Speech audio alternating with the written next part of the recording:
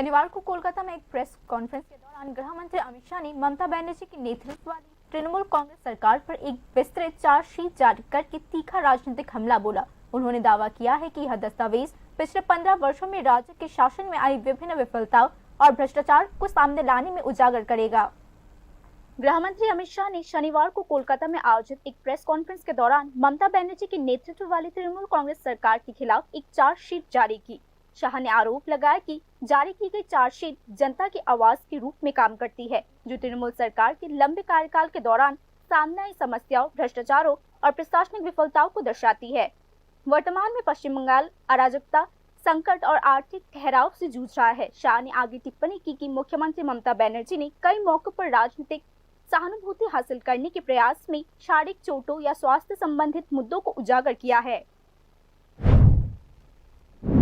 ममता दीदी ने हमेशा विक्टिम कार्ड का पॉलिटिक्स खेला है।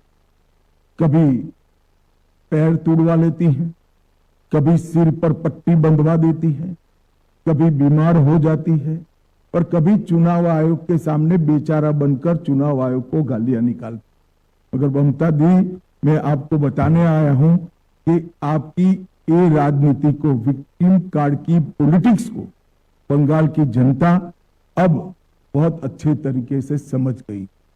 चुनाव आयोग जैसी संवैधानिक संस्था पर गाली गलौज करना ये बंगाल की संस्कृति को शोभा नहीं दे। मैं आज एसआईआर के बारे में भी खुलकर बताना। एसआईआर पूरे देश भर में हो रहा, कहीं पर जुडिशियल ऑफिसर नहीं लगाने पड़े, सिर्फ बंगाल में लगाने पड़े। कारण क्या है? यही चुनाव के अंदर तमिलनाडु में भी एसआईआर हुआ, कोई कोर्ट केस नहीं हुआ। केरल में भी एसआईआर हुआ, कोई कोर्ट में केस नहीं हुआ। तमिलनाडु में डीएमके की सरकार है, केरल में कम्युनिस्टों की सरकार है। बंगाल में ऐसा क्या हुआ कि सुप्रीम कोर्ट ने जुडिशियल ऑफिसरों को लगाना पड़ा? इस बात का जवाब ममता बनर्जी ने बंगाल की जनता को दिया। घुसपैठ, सिंडिकेट राज और बेरोजगारी, ये 3 मुद्दे शाह के संबोधन में प्रमुखता से शामिल थे। पश्चिम बंगाल अब देश की राष्ट्रीय सुरक्षा के संबंध में एक संवेदनशील प्रवेश द्वार बन चुका है। उनके अनुसार जबकि असम में भाजपा सरकार के सत्ता में आने के बाद से घुसपैठ को काफी हद तक नियंत्रण में लाया गया है, वहीं बंगाल में सीमा अभी भी असुरक्षित बनी हुई है।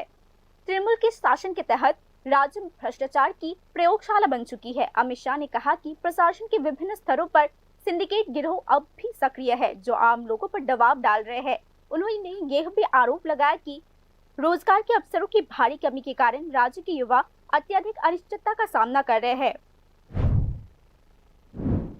इस चार्जशीट में घुसपैठियों की समस्या को हमने ढंग से उजागर किया है। घुसपैठिया न केवल देश की सुरक्षा के लिए बहुत बड़ी चिंता का विषय है, वो हमारे गरीब श्रमिकों की मजदूरी में भी हिस्सेदारी लेते हैं, गरीब लोगों के अनाज में भी हिस्सेदारी प्राप्त करते हैं और युवाओं की रोजगारी भी छीन। मैं आज ममता बनर्जी जी को स्पष्ट पूछना चाहता हूं कि घुसपैठिए इतने आ गए कि आपकी सरकार सो रही है?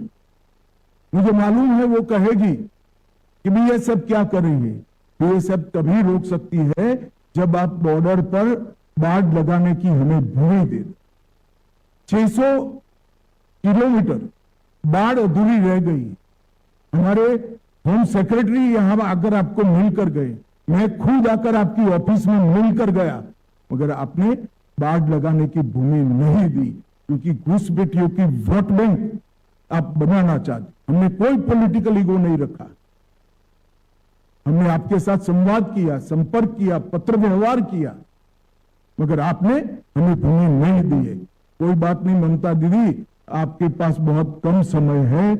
6 मई को भारतीय जनता पार्टी की सरकार बनेगी और 45 दिन में सभी भूमि बाढ़ के लिए जो उपलब्ध कराना है वो भारत सरकार को बंगाल की भारतीय जनता पार्टी की सरकार उपलब्ध करा देगी और हम घुसपैठ को रोकेंगे।